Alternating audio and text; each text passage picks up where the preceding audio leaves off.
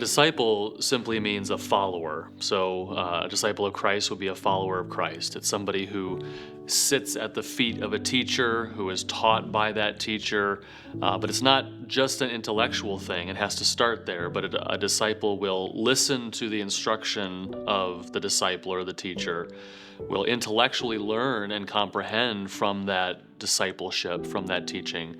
But there's also an important element then, as that word actually implies, that he will be a follower of that teacher, that he will listen, ingest, come to comprehend and understand the teaching, but then live out that teaching in life. And then the other really important element of that is that the disciple is not just living as a follower in terms of obedience to the instructions or even a sort of practical living out of the instructions. The disciple also watches the example of the teacher, the example of the one who is discipling him. And so it is sort of a life for life transmission that takes place in discipleship.